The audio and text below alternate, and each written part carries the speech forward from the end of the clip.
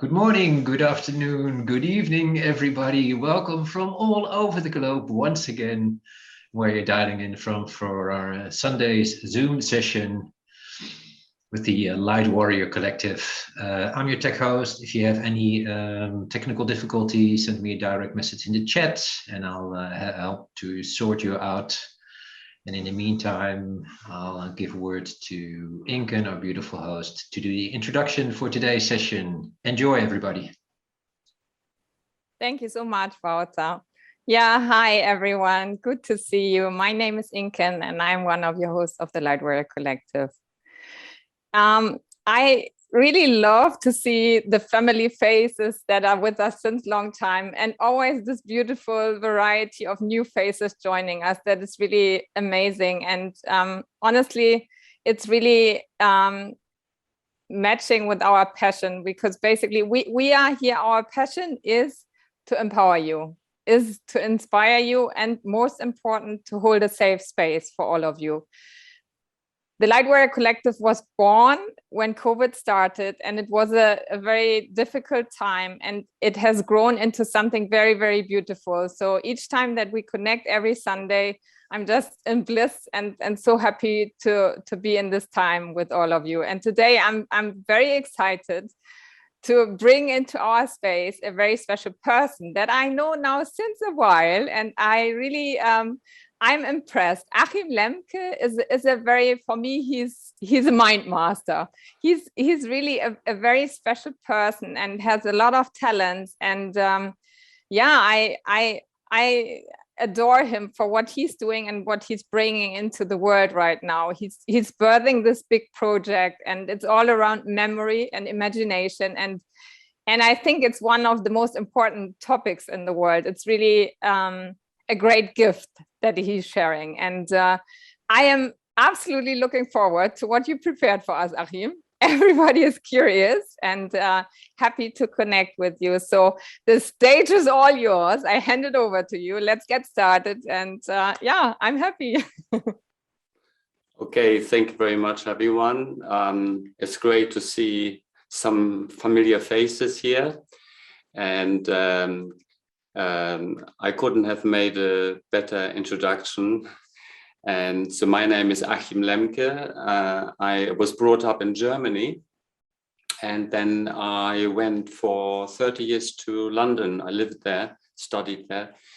And then I came across memory techniques. And so I got through unis like that. And now I'm here to help people to improve their memory. So today I would like to talk to you about your amazing memory.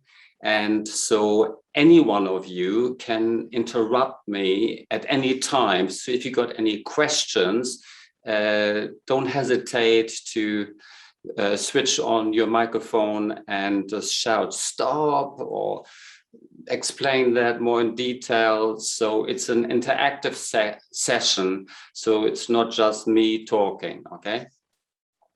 So as I said, I would like to introduce you to your amazing memory. So you see, we waste so much time struggling to remember things that as they are presented to us are simply not memorable. Things like numbers. Numbers are abstract and they're hard to visualize and to connect to anything that we know. Names, you recognize the face, but what's the name?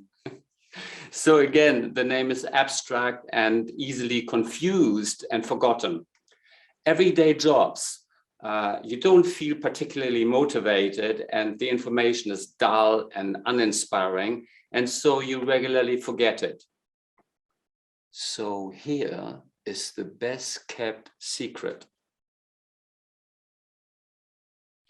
If information is difficult to learn, you need to change it to make it memorable. How to make any kind of information memorable? There's a one-word answer. Imagination. change information to make it memorable. So as long you can transform it back into its original form when the time comes, learn it in a form your mind can handle. So here's your imagination training. So I give you 4 everyday words and picture each one in your imagination with as much clarity and in as much detail as possible. So imagine in front of you, there's a box. Can you see the box? Your box. Push it aside. See now a tree, maybe a small bonsai tree, if it doesn't fit into your living room. Push that aside. Now see your favorable, most amazing car. Okay, push that aside. And now see a cake.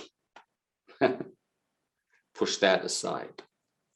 So now we're going to add some sense information, and we return to each item and imagine it from a different angle, and we will walk around it and see it from above and getting inside it and look out. So we start with the box. So in front of you, there's a box.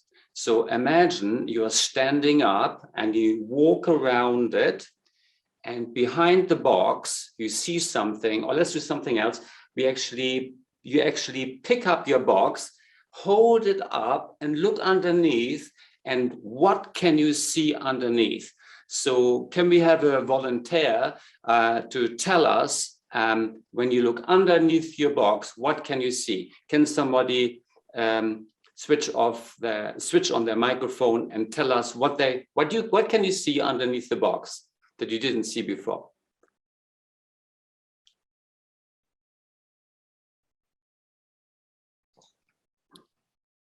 I see a brown and white rabbit.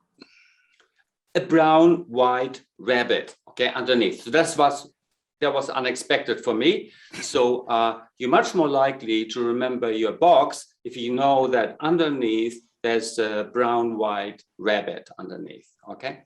So now we are going to see our tree. Maybe for this purpose, we go outside and imagine you are a bird, or these days, there are these drones, but I'm rather old-fashioned. I pretend I'm a bird and I see the tree from above with my bird's eye view. Okay, so I'm flying over. So here's the tree and I'm flying over it, hovering over it. And it's a different view than a human view, seeing the tree trunk and then having to look up. Can you see the difference? Okay, so now we're coming to your most amazing car. I want you to get inside it and looking out, touch the steering wheel, smell the interior, and have an impression what it's like to be in your most incredibly imagined car. Okay, so now we're going to imagine touching the item.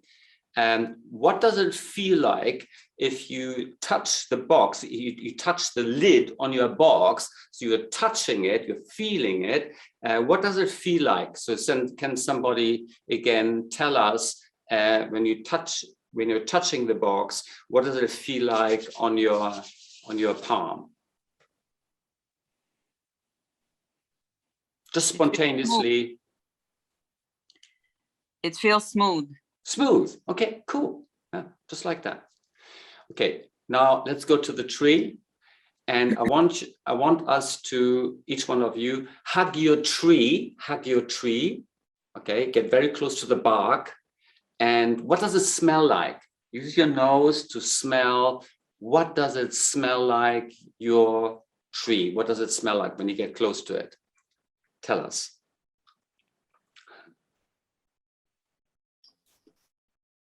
It's a pine.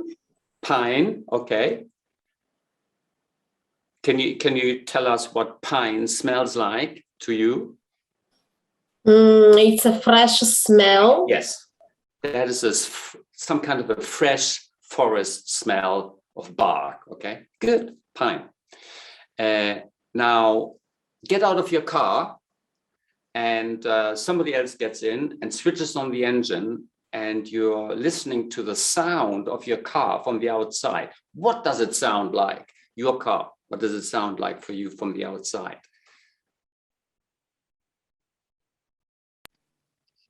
Awesome. Awesome.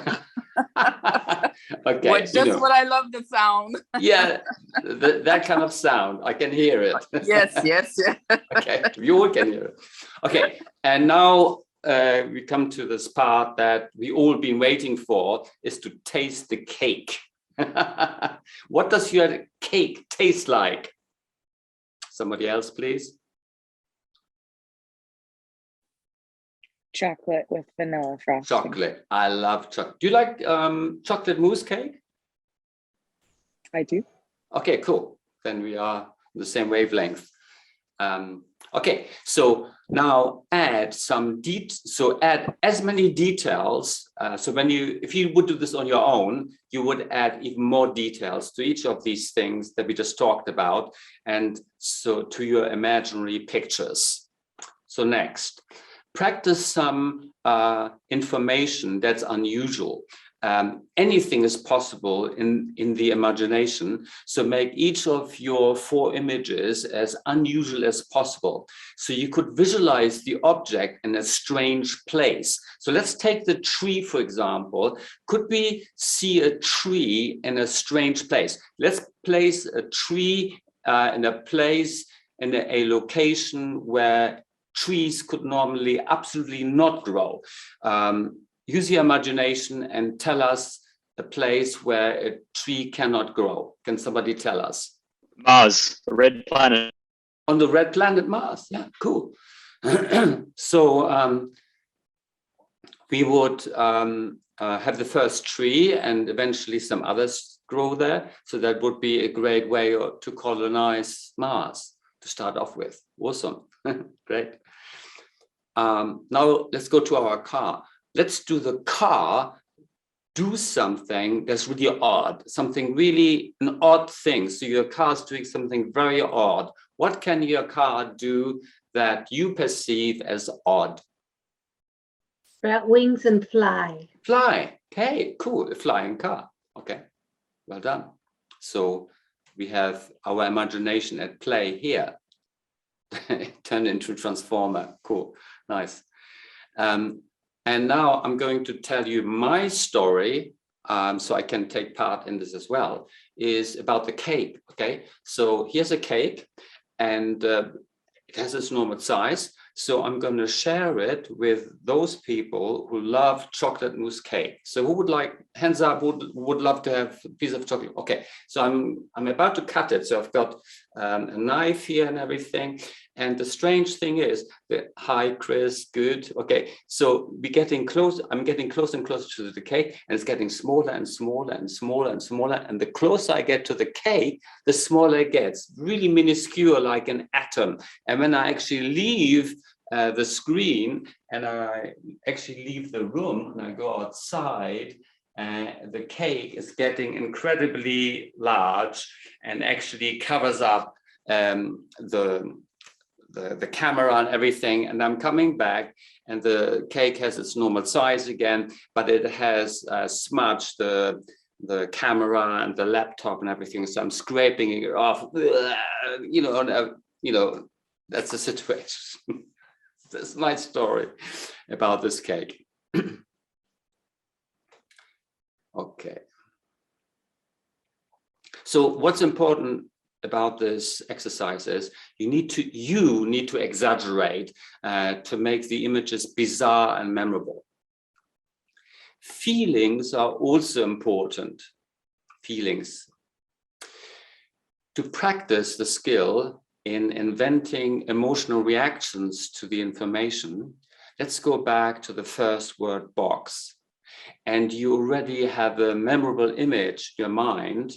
But your task now is to imagine destroying it. How would you go about wrecking the box? What would it feel like if you, as you rip it apart and set fire to it and attack it with a chainsaw? Yeah.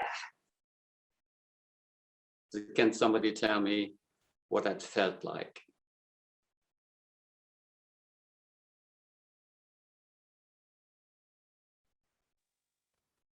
I imagine having a flamethrower, like more powerful than it needed to be, because you're saying exaggerate. So I thought, okay, having like the pack on and, you know, going on. Okay.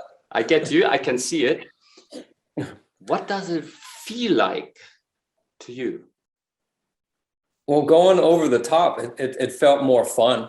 Okay, Yeah. so it's an enjoyable, fun feeling. Okay, so you're much more likely to remember the box if you had such an emotional reaction.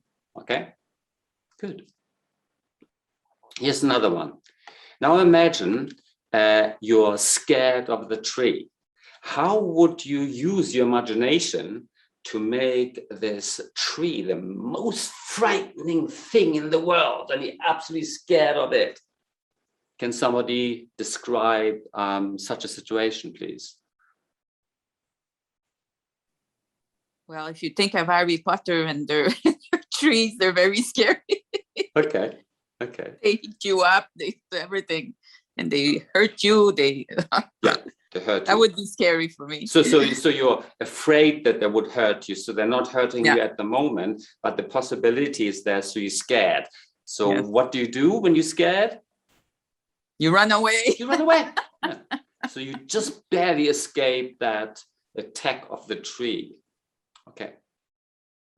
Here's another emotion. Turn the car into a source of hysterical fun.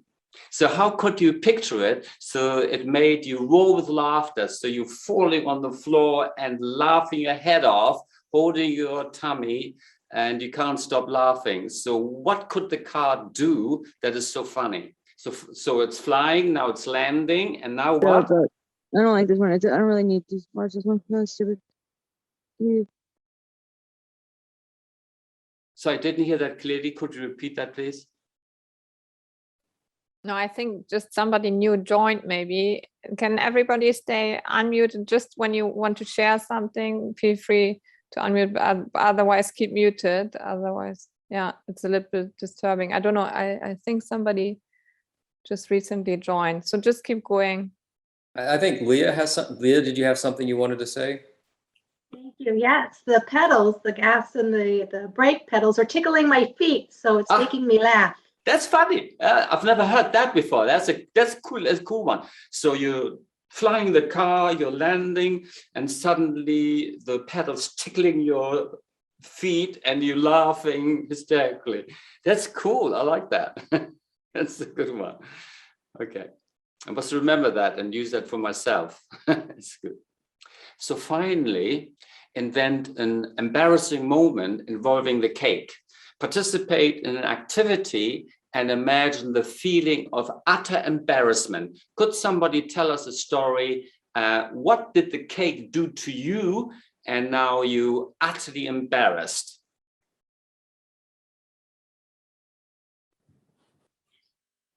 Well, I was serving the cake and I went to try to serve it to these people, my friends around me, and I tripped and I fell and I smashed it all in front of them. Yeah. It was awful. And you got up and, damn, why did it happen? I was so sorry. I tried to clean it up and I just smeared it all over them. And then it got on me and the floor and everywhere. Yeah. I can feel with you there. Okay. You've got my empathy. Okay, good. Okay, let's get back into our rational mind. Let's have a look at what we've done. So we made these 4 objects. It could be any word, but you have to make out of every word that you want to remember, you have to turn it into a picture. So we had a box, a tree, a car, and a cake. Okay, so we made each object, we made it visible. we made it unusual. We made it 3D. We saw it from all sides, from above. We even went inside. That's number 3. Number 4. We stimulated our senses. Okay, so we saw it, yes, or we heard sounds, smelled the smells, tasted the taste, we touched it, using our senses. And number 5, that we attach to the object, to each object, is our emotions. There are 4 emotions. There is anger, fear, sadness, and happiness. Okay, and all other words are just synonyms of those 4. Yes, there's disgust and there's surprise, but that's a different issue. So as a piece of information has been given these characteristics, it can be connected to others in a memorable pattern. It's like inventing a story about your material. And each item becomes one item in the story, promoting you to remember the next. So think of comic strip, cartoon, comedy, comic book or magazine, stories told in pictures. One item can transform into another, or explode or release an image. You can imagine joining items together, putting one on top of the other, seeing bizarre and memorable things to the next item on the list. Have you got any questions so far about it? Do you understand and get it all so far? Are there any questions so far? Yeah, I have a question. Is it, do you need to do all the 5 or 6 different elements to remember it better, or is there a minimum baseline, for instance, that you need to combine? Good question. Okay, so you want to remember a word, okay, just any word, okay, and you want to catch this word, and so you're repeating this word. So now you've got this word. Let's say the word box. So you can see the box. So you have a visual, okay. You're much more likely to remember, much more likely to forget it because you didn't attach anything unusual to it. Okay, so if somebody is short of time or lazy, then just use one thing, and the best what you can attach to an object is your own emotion. So if you haven't had an emotional experience about the object, you're much more likely to remember it. Okay, let's all do this. So here's a picture. Do that now. Hold up your hand like this. That's the picture. That's the word I want to remember. This is my emotion. Do that now. Put them together like this, and you've got memory for a very long time to come. And then there are more techniques to add to it, so you can expand on it to the point. What I experience is to gain permanent memory. Okay. So the more you attach to it, the longer you remember it. But the most important one is your emotions. Okay, very good question. Thanks for the answer. Yeah, okay. Can I ask you a question? Yeah. What about for work, for memory, for work, or for regular things during the week? I write down a lot of stuff, I read, but I find now my work, it's not a problem because for me it's in there and it's automatic and I learn pretty fast. But other stuff I find that even if I read it, I forget it fast. Mm-hmm. Mm-hmm. Okay, so let's say you read a sentence. I'm going to read a sentence to you now, and you tell me which word is the key word. So catch the key word. Okay. To link 4 words together in a story, you might imagine opening the box to find a tiny tree inside. Tree. Remember Okay. tree because we talk so much about the tree now. So Okay, so yes, very good. Okay, very good. But that keyword comes a little bit later. So I would find the first keyword is words. Okay, so it's about, the sentence was how to put words, you know, nouns in this case, into a story. Okay, I see what you mean. So I'll read it again. To link these 4 words together in a story. So the next word will be story. So you remember words, and the word itself, words, is abstract. Okay. Very easy to forget that. But the word story, you know, is a fairy tale. And anyone can remember the word story. So you catch that word story. So what I'm going to talk about now, it's about a story. So then you understand so if you keep that in the back of your mind, I'm just reading to you a story. So you're much more likely to latch onto that. So at work, when you're at work and you're reading something that has great value for you, is to either write down or remember the important keywords, and then put the keywords together into a story, what we are actually doing right now. So let's say at work you read the words box, tree, car, and cake. Those are the important keywords. And then you could come up with a story like this, that you open up the box to find a tiny tree inside, and you could make the tree and fix it at your rear view mirror in your car, and then drive off straight into a giant cake sitting in the middle of the road. So you think of the box, and you remember finding the tree, you think of the tree, and you recall fixing it in your car, picture yourself driving off in your car, and you remember how you felt when you smashed or when your feet were tickled by the pedals, and you concentrated on that, and then you didn't pay any attention on the road, and you smashed straight into a giant cake, which is even more embarrassing. Okay, so you remember now box, tree, car, cake for a very, very long time to come, 8 or 10 years or 12 years at least, if you never touch the story again. So those are keywords, these 4 words you say to keep, or we can have our own words, or it's yes, your it's words a technique. If I tell you, if I would have told you right at the beginning, if you want to remember anything, you have to have a visual, you have to have it, make it unusual, you have to see it 3D, you have to use all your senses and your emotions, you would have forgotten it straight away, but somewhere here, your mind also would have switched off. You wouldn't have actually hear these.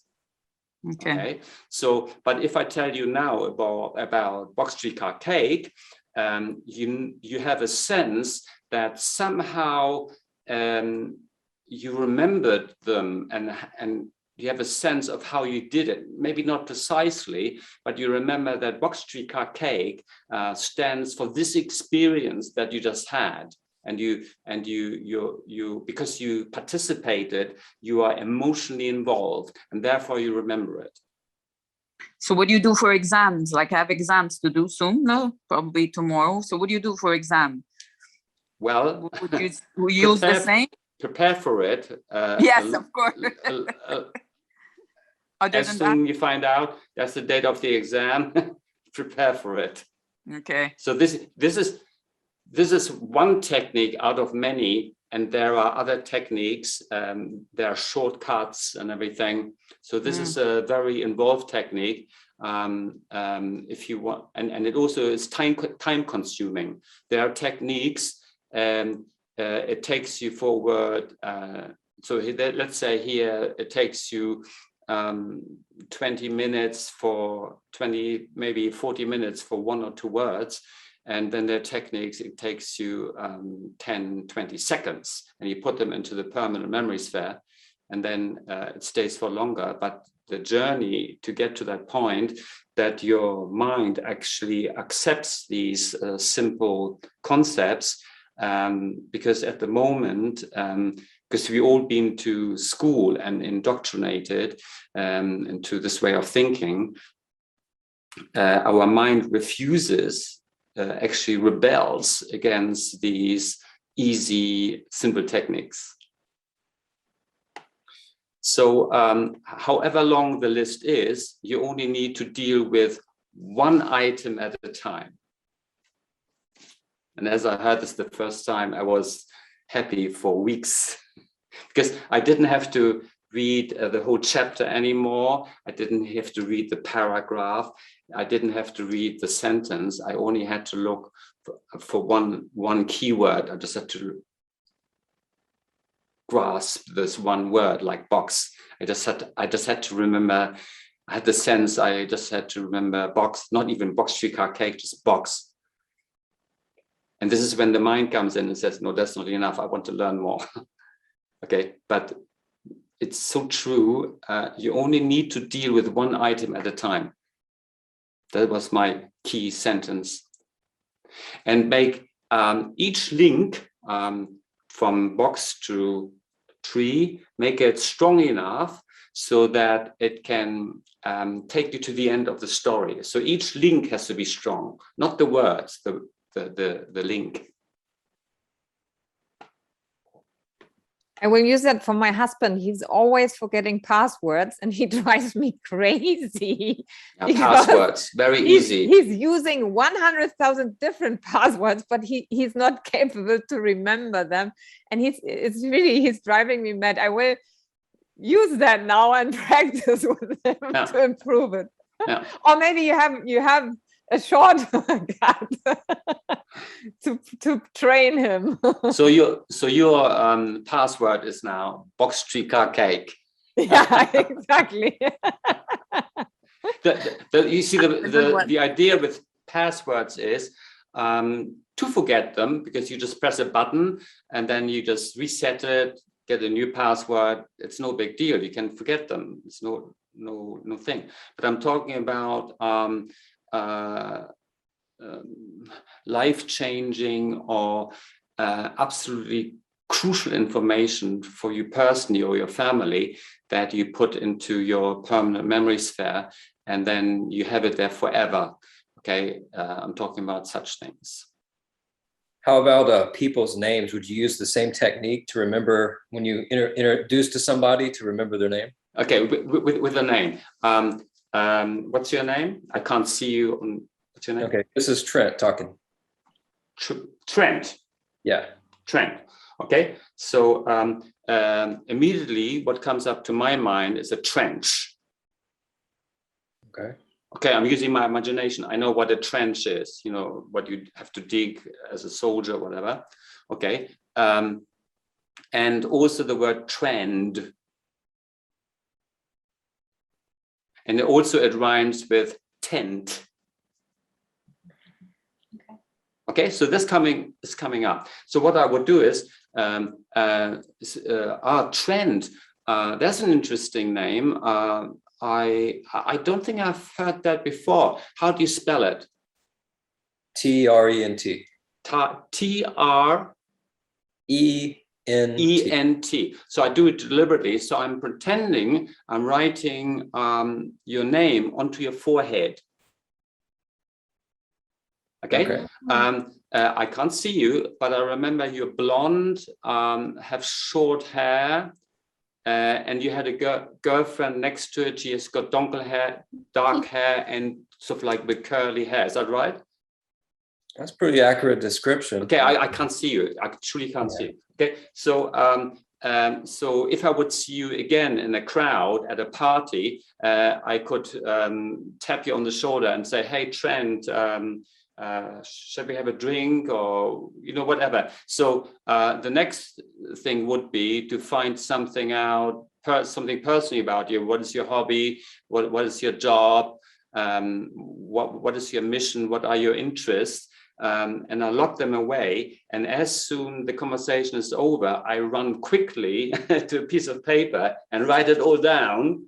And then later on, so if you were an extremely important person for me, I would have to put your name with all the other details into my permanent memory sphere. So if I don't see you for a year, I can still get out that information at the spur of the moment and talk to you about your hobbies, your interests, and so on and so forth. So, so what I'm saying is that most of the time we don't remember a name because we are not interested in the person. We have no interest to getting to know them. That's the first thing. That's my experience for me. You know, and the next one is what do I get out of it to get to know you? What can you do for me? That's the next thing that people ask. You know, are you important enough for me to get to know you? So this is what stops you. So stop it. Every person is important. Okay. Everyone deserves to get to know. Like your name, Trent. I've heard about this name, Trent Derby. No, is that right? Have you heard about that? I don't know. I don't know. No. What that Okay. So this is coming up to my mind. So is Trent short version of a longer name, or where does this word, the name Trent, come from? I was told it means fast-moving body of water. That's what my parents told me. Okay. Okay, water and fast-moving. Okay, cool. Okay. Yeah, so you gave me a picture. You see how important it is? So you are now this fast-moving tidal wave. like a wave. Like you, Trent. Yeah. Fast moving. Yeah. That's nice. Achim, I don't know, Elise raised her hand. Elise, you want to share something? Yeah, I have a question for Achim because I've always been curious. I know that you study a lot about different brain cycles. So I was curious, Achim, in terms of age, is there anything that stops someone from being either too young or too old? Or, for example, both my grandparents and my father have Alzheimer's and dementia. Yeah. Is it possible to still teach them the same concepts and have them retain it? Absolutely. It's all a mindset thing. Okay. I'm actually convinced that if for all your life you were interested in learning things, you're interested in lifelong learning, and you always made an effort to remember things, you're less likely to get dementia than people who watch television, don't read, and that kind of thing. I'm personally convinced. I'm not a doctor, but that's my observation in life. And so if somebody does have dementia, those therapists who work with them, they do things like this with them.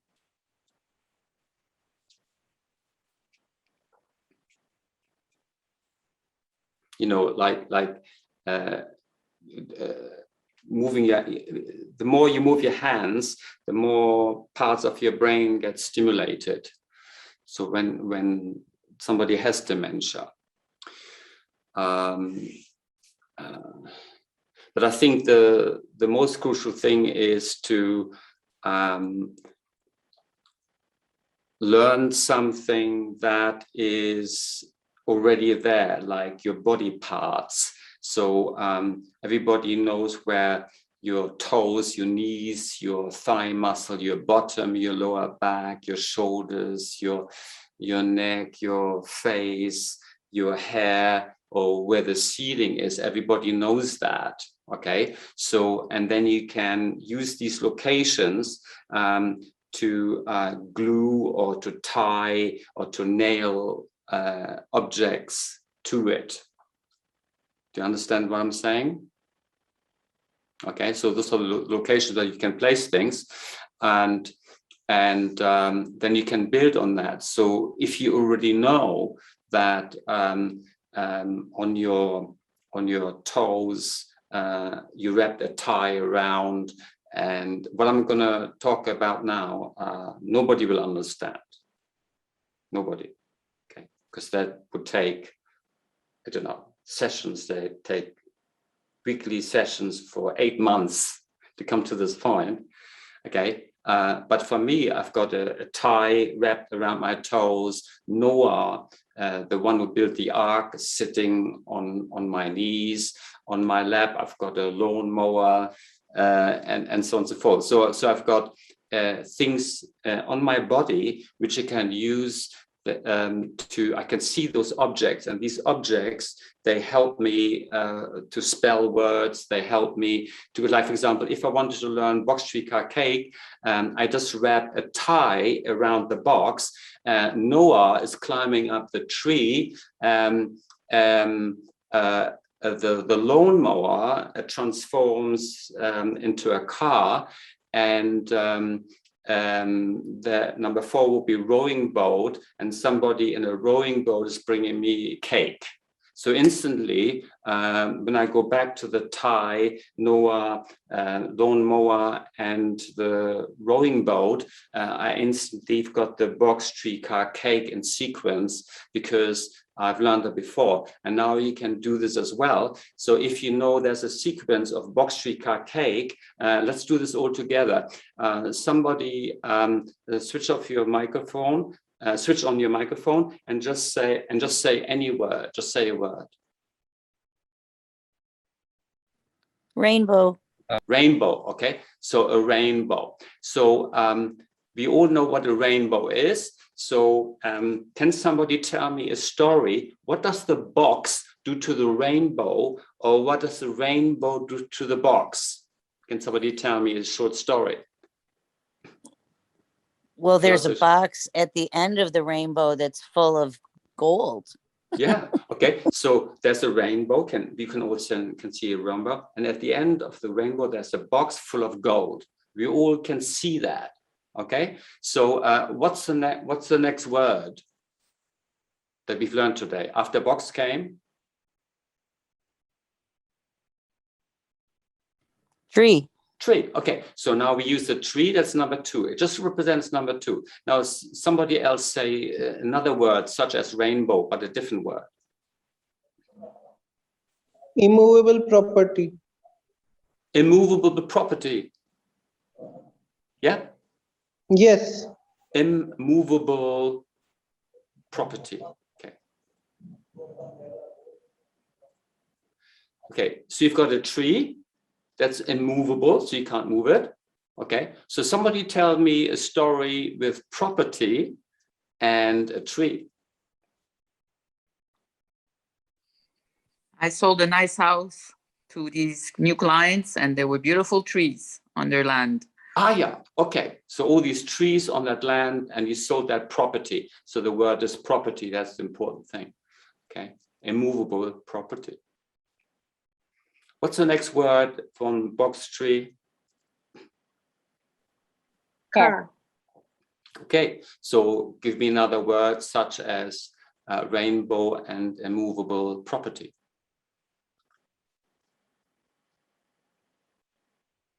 Any word, just give us a word. Little Red Riding Hood. Little Red Riding Hood. Okay. Okay. Okay. So what does Little Red Riding Hood do to the car, or what does the car do to Little Red Riding Hood?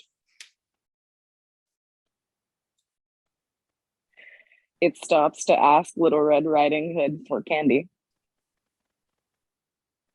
Okay, so the car asks Little Red Riding Hood for candy? Yes. Okay, cool. Nice. So now go to the cake. That's just number 4.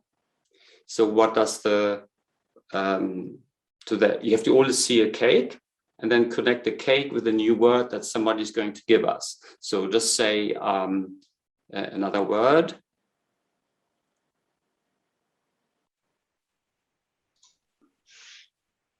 Dolphin. Dolphin. Dolphin, yeah, okay. Okay, so what does the cake do to the dolphin, or what does the dolphin do to the cake? The dolphin swings into the chocolate cake. Okay, swings into the chocolate cake. Okay, so when you think of the box, you see the rainbow. When you see the tree, you see the immovable property. When you see the car, you see Little Red Riding Hood and the candy. And when you see the cake, you see a dolphin. Right? So you all could do that right now, here, now, and then. But you only could do it because you first made a huge effort to remember box tree car cake. So in other words, memory works or banks on organization when you have memorized something before, something that you take for granted. And the best one to start off with is always your body or the place you live in. You can use your own location and place things like a rainbow, like immovable property, Little Red Riding Hood, and the dolphin. You can place it into the four corners of the room you are in right now. You could do that. And then you can expand on that. So there are some amazing techniques that work. But the best one I've ever come across is to connect numbers with consonants. Okay, so a 1, because it has a line down, looks like a T. So the 1 is a T. Okay, a Roman numeral number 2 is like lowercase n. So it's got 2 legs. So the lowercase n has 2 legs. So that's number 2. And number 3, this looks like, from your point of view, like a 3. Yeah, like a 3, as if I'm drawing a 3 on that, and that looks like an M, lowercase m, or in this case, capital M.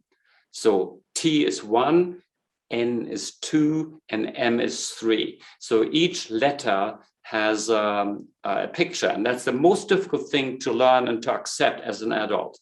And from then on, everything will be easy.